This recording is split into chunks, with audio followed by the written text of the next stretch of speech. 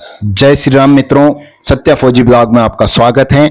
कृपया like, subscribe और share करें ताकि हमारा हौसला बना रहे। आज का ब्लॉग बहुत ही स्पेशल और महत्वपूर्ण होने वाला है, तो कृपया हमारे साथ बने रहें। तो आज के ब्लॉग का पता है पितृपक्ष से चल रहा है और पितृ तर्पण के लिए हम जा रहे हैं 5 लड्डू, जहां भगवान श्री परशुराम ने अपने माता पिता का पिंडदान, हम तर्पण के लिए जा रहे हैं। हमारे साथ खाते गांव के जाने वाले पंडित जी श्री आनंद जी शर्मा साथ हैं और भगवान भोलेनाथ के परम भक्त हैं। साथ ही हमारे मनीष भाई हैं जो भी बहुत बड़े भक्त हैं, और आगे की कार्रवाई के लिए हमारे साथ बने रहें।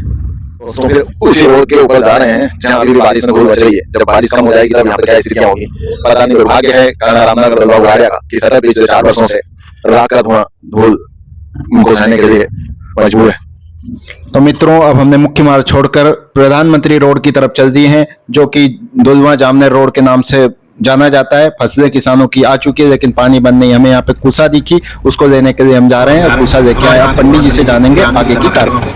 उनसे हम जानेंगे कि पितृपक्ष और यहाँ पे 5 लड्डू में जो पितृ तर्पण का कार्य होता है उसकी क्या महत्ता है, उसके बारे में हमें बताएंगे पंडित जी। ये बताएं आप पितृपक्ष पर प्रकाश डालें, साथ ही तो यहाँ पे भगवान परशुराम ने जो अपने माता पिता के साथ पिंडदान किया था उसके बारे में बताएं, ताकि यहाँ के जो लोकल हमारे क्षेत्र यहाँ की जनता उसके बारे में बंधुओं, जैसा कि हिंदू सनातन संस्कृति में हमारे भारतीय शास्त्रों में ऐसा गहन वर्णन बताया गया है कि जिस प्रकार से हमारे वैदिक क्रियाओं में, वैदिक विधान में, हमारे सनातन संस्कृति के कार्यों में हम देवताओं का अर्चन करते हैं, पूजन करते हैं, इसी प्रकार से हमारे सनातन संस्कृति शास्त्र में पितरों के पूजन का भी विशेष महत्व बताया गया है। पितरों के पूजन से पितर जो है शांति, सुख, समृद्धि, धन, ऐश्वर्य, संपदा और विशेष रूप से कुल की वंश की उन्नति प्रदान करते हैं। ऐसा शास्त्र में बताया है कि देवताओं के पूजन के पूर्व पितरों का पूजन करना चाहिए। एक बार हम देवताओं का पूजन ना करें तो चलेगा, परंतु पितरों की प्रसन्नता के लिए, पितर अप्रसन्न ना हो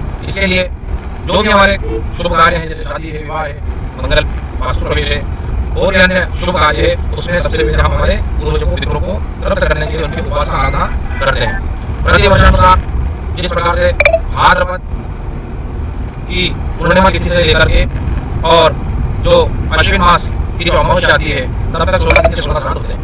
इन 16 श्राद्धों में, 16 दिनों में पितृलोक से पितर, जिन जिन पितरों की जो तिथियां होती है उन तिथियों पर, नक्षत्रों पर पितर भ्रमण करते हैं। ये दी हुई संपत्ति, ये दी हुई ऐश्वर्य संपदा पितरों की, हमारे पूर्वजों की, हम जिसका उपभोग कर रहे हैं वो उन्हीं के द्वारा प्रदत्त है। अगर हम पितरों की आराधना नहीं करेंगे, पितरों की उपासना नहीं करेंगे तो पितर जो है अप्रसन्न होकर हमें आशीर्वाद की जगह शाप प्रदान करेंगे। तो बंधुओं, इस परंपरा को, श्राद्ध जो कर्म है वो श्रद्धा का विषय है।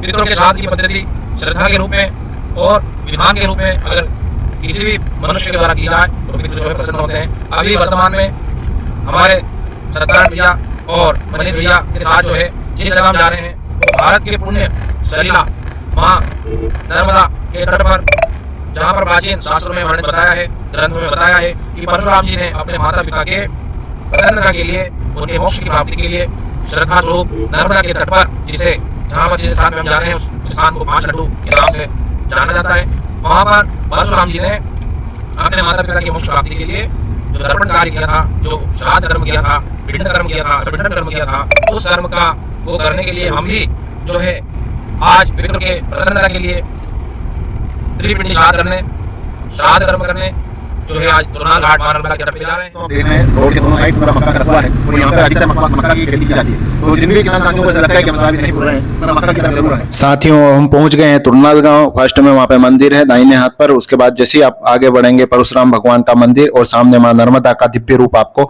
दिखाई देगा।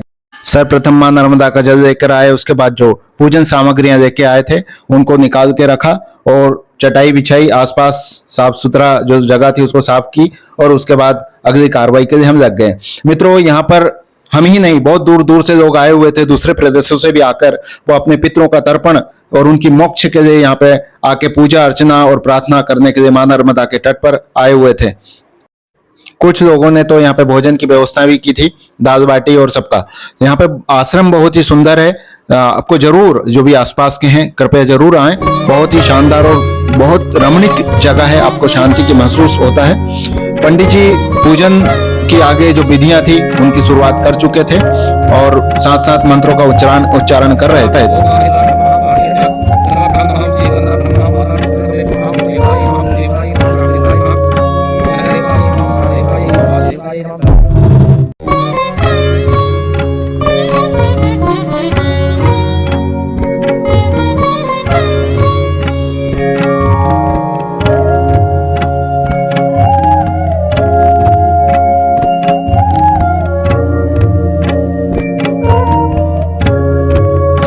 विधि उपरांत मां नर्मदा के जल में जाकर सर्वप्रथम दूध अर्पित किया और मां नर्मदा से क्षेत्र की सुख शांति की अपील की। साथ ही हमारे पितरों को जल अर्पित कर उनके तर्पण का जो कार्य था वो किया और मां नर्मदा से प्रार्थना की कि हमारे पितरों को वो जहाँ भी रहें, जैसे भी रहें, खुश रहें और अपने मोक्ष को प्राप्त करें। उसके बाद आकर भगवान अग्निदेव को प्रज्वलित कर यहाँ पे जो यज्ञ कार्य था वो यज्ञ कार्य प्रारंभ की।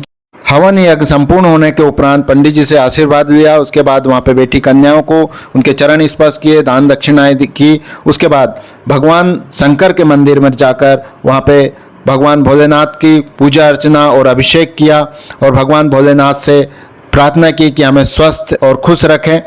इसी के साथ अभिषेक के बाद भगवान भोलेनाथ की आरती की।